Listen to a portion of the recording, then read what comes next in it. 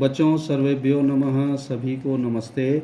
आइए हम अपने द्वादश पाठ 12वें पाठ के हेमंत वर्णनम के अभ्यास प्रश्न की ओर बढ़ते हैं। तो अभ्यास प्रश्न से पहले पाठ में आए हुए शब्दार्थ को मैं आपको दिखाना चाहता हूँ। तो ये आपके स्क्रीन में बच्चों दिखाई दे रहे हैं। ये विभिन्न प्रकार के जो शब्दार्थ हैं ये पाठ में आए हुए हैं।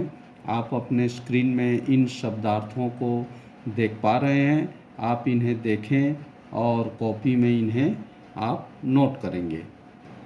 इन शब्दार्थों के अलावा आपके हमारे इस पाठ में आए हुए जो कुछ समस्त पद हैं, जो समासिक पद हैं, उसे भी यहाँ दिखाया गया है। जैसे आप देख पा रहे हैं सस्यशालिनी, तो सस्येन अर्थात अन्नेन, शालते शोभते इति सस्यशालिनी, ये ऐसा इसका सामासिक समास विग्रह बनता है। हव्यवान वाहनः यहाँ दिया हुआ है, हव्यम वहति इति हव्यवाहनः। तो इस तरह से ये सामासिक 5 सामासिक पद यहाँ पर दिए हुए हैं बच्चों, आपके स्क्रीन में दिखाई दे रहे हैं। तो इसे भी आप कॉपी में नोट करेंगे और याद करेंगे। तो आइए बच्चों बढ़ते हैं हम अभ्यास प्रश्न की ओर। यहाँ देखिए हमारे अभ्यास प्रश्न में पहला जो पॉइंट दिया हुआ है, उस पॉइंट में अधोलिखितानां प्रश्नानां उत्तराणि संस्कृत भाषायां लिखत, ये दिया हुआ है। तो इस पॉइंट को आप देख पा रहे हैं। पहला जो प्रश्न है यहाँ पर, हेमंत काले किम सुखावहम भवति, हेमंत के समय में क्या जो है सुख लगता है या अच्छा लगता है।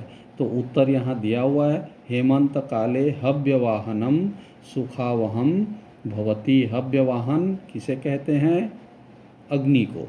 हाँ, अग्नि, आग को या सूर्य का प्रकाश, वो भी।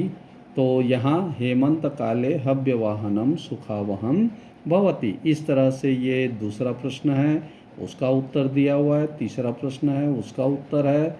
और इस तरह से ये तीनों प्रश्नों के उत्तर आपके स्क्रीन में दिखाई दे रहे हैं, इसे आप नोट करिएगा।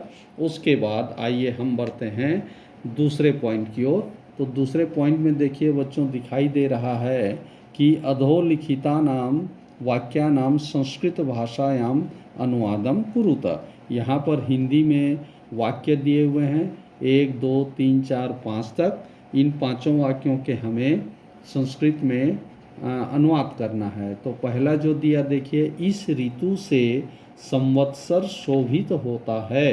तो उसका उत्तर दिया, अस्मिन् ऋतुना शोभते संवत्सरः, अर्थात या तो फिर हम करेंगे संवत्सरः शोभितः भवति, ऐसा भी हम कर सकते हैं। इसका जो उत्तर हम लिख सकते हैं।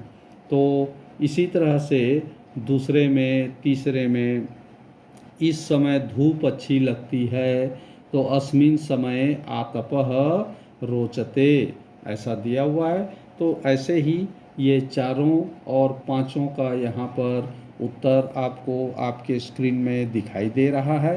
तो ये पांचवें का उत्तर देखिए, इस समय वृक्ष सोए से दिखाई देते हैं, अस्मिन् समये वृक्षाः प्रसुप्ता इव लक्ष्यन्ते, तो दृश्यन्ते, ऐसा भी हम लिख सकते हैं। तो इस तरह से ये दूसरे पॉइंट का ये उत्तर आपके स्क्रीन में दिखाई दे रहा है। आइए हम बढ़ते हैं तीसरे पॉइंट की ओर। तीसरे पॉइंट में जो दिखा, जो हमें कहा जा रहा है, अधोलिखितानां अनुगुणम अभ्यास कार्यम कुरुत, यहाँ पर जो दिया हुआ है उसके अनुसार हमें अभ्यास प्रश्न करना है, लिखना है। तो पहले पॉइंट में दिया, प्रथम श्लोक का अन्वय कीजिए। यहाँ पर ये दिया हुआ है, प्रथम श्लोक का अन्वय कीजिए। तो उत्तर में यहाँ दिया हुआ है, प्रियं वद अयं स कालः संप्राप्तः यह ते प्रियः अस्ति येन शुभः संवत्सरः अलंकृत इव आभाति, ये इस तरह से यहाँ पर दिया है। तो ये आप इसका अन्वय हमने देखा। दूसरे में दिया है, चौथे श्लोक में उपमा, उपमा को समझाइए। चौथे श्लोक में उपमा को हमें समझाना है, तो चौथे श्लोक में उपमा अलंकार का प्रयोग नहीं है। प्रश्न में दिया है तो हमें नहीं है तो नहीं है ऐसा लिखना है, ये उसका उत्तर है। तीसरे में देखिए, हेमंत में उत्तर दिशा मलिन दिखाई देती है। हेमंत में उत्तर दिशा मलिन दिखाई देती है, तो ये इस तरह से इसमें जो दिया तीसरे में कि इस वर्णन के आधार पर हेमंत का वर्णन कीजिए, ऐसा दिया हुआ है। तो श्लोक प्रथम से एकादश है ना तक हमें क्या करना है, अर्थ को देखना है तीसरे पॉइंट में।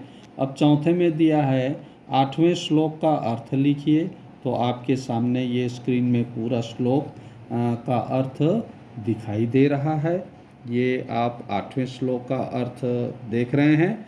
अब 5वें पॉइंट में देखिए, 5वें और अंतिम पॉइंट में दिया, कवि ने शाली धान के लिए कौन कौन से विशेषण दिए हैं, ये ऐसा दिया हुआ है।